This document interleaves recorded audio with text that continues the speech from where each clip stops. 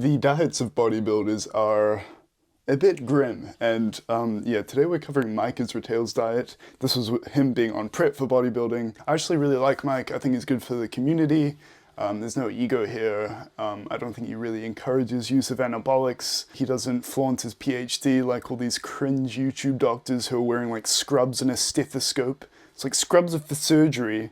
And a stethoscope? Like, how many cameramen have you had just stroke out in front of you, dude? Additionally, you also get brownie points for calling out Mr. Rage Bait Greg Doucette. Anyway, my name's Shay, I'm a nutritionist and an international level athlete, and yeah, that's not why you're here, but yeah, let's go.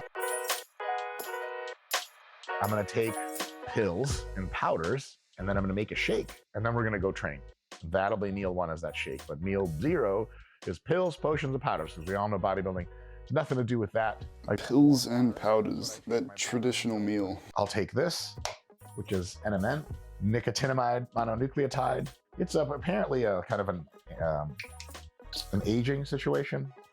Last I looked, I found the literature relatively compelling, so I'm giving it a shot. We got creatine monohydrate, the only kind of creatine that works dependably well. 5 grams here. And then we take the rest of the pills. I'm gonna go do a workout now to have my nutrition for the workout now. His legs. Now, of course, Mike's on anabolics as well, but one concern I have here is just, if you've heard of the term polypharmacy, which means you're just having so many medications, and it's hard to say how many of these things mix. So if you take, for example, like a Panadol and an anti-inflammatory, or he's not taking these here, but these are really well-researched things, and we know how these things interact. But when you throw in, 15 pills and anabolics, you can't know how all these things are interacting. Some of them might be, just not really doing anything to do with each other, but some of these might be quite harmful if they interact or in the body at the same time. So that's a concern I always have when people bust out like a massive cabinet of pills. It's like, do you really understand everything that's going on here? And I have to make sure to have my nutrition for the workout. Now, an intra-workout shake is not mandatory, but my level of intervention, I think it's optimal on the margins. So what I'm gonna do is take this, I'm gonna fill it halfway with water. I'm gonna fill it the rest of the way with this protein shake, which I think is really nice. Protein 2O, different chemical way to make water. They just attach protein to it. JK, it's a whey protein shake. And then Gatorade. So I'm gonna do 30 grams of carbohydrate from Gatorade, 15 grams of protein from this protein. This is gonna be my intra shake. I'm gonna sip it during my training, finish what I don't have. Yeah, so protein before training has a similar effect to protein afterward. It doesn't really matter what time you have it as long as you have it, so no issue there. Carbs before training, always helpful. That 1 to 4 or 1 to 4 grams of carbs per kilogram of body weight, 1 to 4 hours out from training. But he's drinking a liquid here on an empty stomach, so that's going to absorb in like 15 minutes. So you can even go well under that hour mark. Sugar before training, I think is absolutely fine, because it's not going to sit in your blood very long, because muscle will actually uptake the sugar without even needing insulin. So he mentioned before he's taking metformin for the blood glucose. So he's definitely concerned about that, but it should be fine here. But I do think it's just a bit grim. It's like you're having pills and liquids as your breakfast. All right, so he's back from training now, and this is his post-workout meal. 15 fats and 190 carbs. I have some breakfast cereal that I want to eat though, and it's lower in fat and higher in carb, which is actually good for a post-workout meal. So what I did is I manually adjusted the RP Diet Coach app. Still 60 protein. An issue I have here, of course, if you're trying to lose weight intentionally for like a bodybuilding prep, you're going to have to track macros and calories, so you actually are making sure that you're in a deficit and you can control it that way. But the issue I have is how much is left out, okay? When you have something like bodybuilding, he's on anabolics, he's trying to cut weight, there's going to be a lot of inflammation going on. Anabolics can cause inflammation. The fact that you're in a massive deficit and poor sleep is going to spike cortisol, which can cause inflammation as well. And of course, training is just going to top that up with even more inflammation. But of course, that's unavoidable, right? And the issue is, like he said before, that anabolics is going to tank your brain a little bit, but chronic inflammation is literally going to damage neurons in your brain if you get free radicals up there. So I think it's a bit weird that you're focusing so much on the macros, where you're leaving so much on the table as far as cognition and just enjoyment of life if you're not countering some of this inflammation. If you've watched a few of my videos, you'll know I'm all about countering that, because just makes you feel better. Like I feel sharp every day that I'm actively trying to counter this. So yeah, food for thought. I say food, he hasn't actually had the food yet. 10 fats. It's just been pills and But liquids. 200 grams of carbs, so minus 5 fats. This is Isopure, rich man's protein. It's hydrolysis. It's 25 protein, 0 carbs, 0 fat. So that is really I really don't see a point in these like pure isolate whey things. It's like, sure, he might just be getting this for free, and in that case, yeah, like I'll take anything for free, right? If it shows up at my door or if he's sponsored or whatever. But it's pointless for the regular consumer to pay this extra money to cut out like 2 or 3 grams of carbs, especially here because he's having this alongside a meal which is carb based, right? The Cheerios. A side note on the Cheerios, they are fortified with a few good micronutrients, but you question the bioavailability of them. Usually, like Cheerios is pretty stacked up with iron, but it's just elemental iron added, so the bioavailability is so low compared to something like meat. multi-grain. It's good for you. It'll prevent you from having bursitis. Oh, I think. I don't know. It's kind of a lot of cereal. 16 ounces of milk. About 16 ounces there. That rounds out our needs. 60 protein, 200 carbs, 10 fats. All right, just finished legs. Finish. Yeah, like, am I the only one thinking that this is just grim? It's like you're starting off with pills and liquids, and then you're having just some cereal and more liquid in the protein shake. This is kind of my issue with if it fits your macros. Like, you can hit the macros, but this is still not a good diet, right?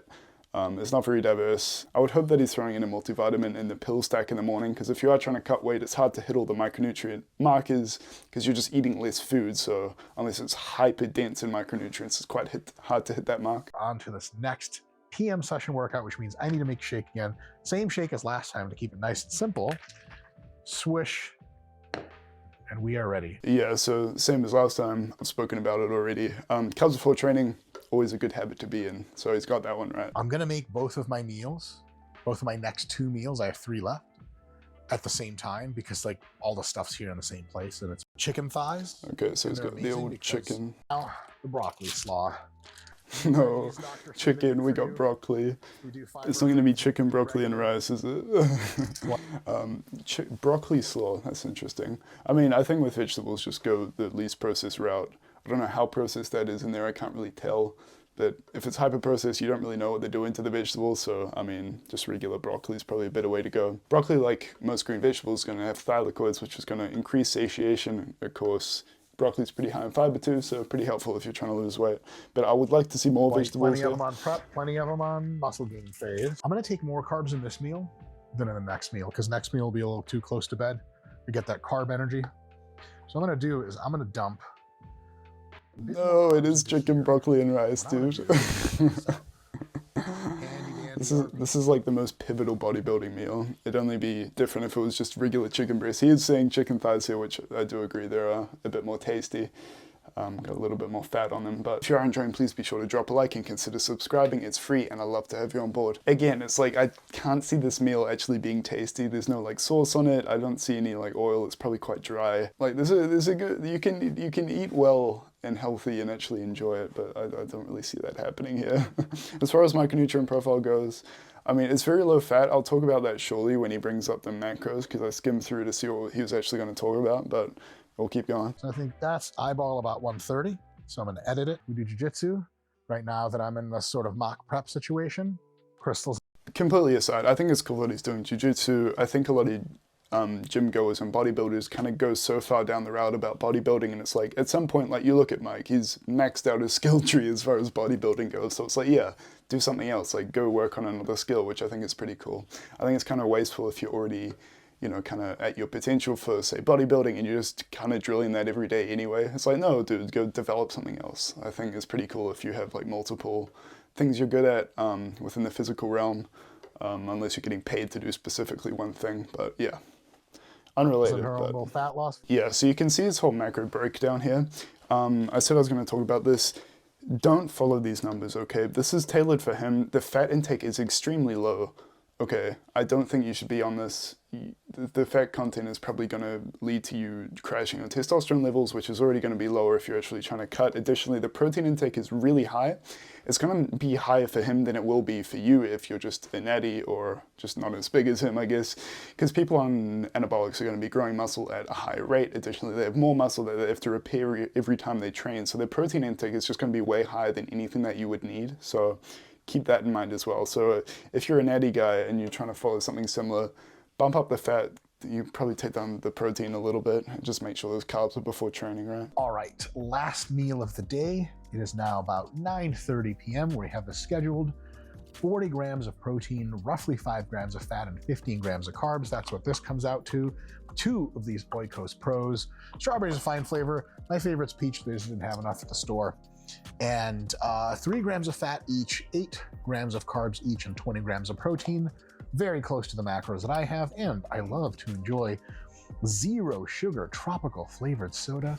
My God. Yeah, so even more just regular protein stuff. I don't know how much micronutrients are actually in there. Artificial sweeteners, the ones I use nowadays are pretty safe, so I'm not too against that. But as I said before, it's really problematic to me that there's no measures in place to actually counter some of this inflammation.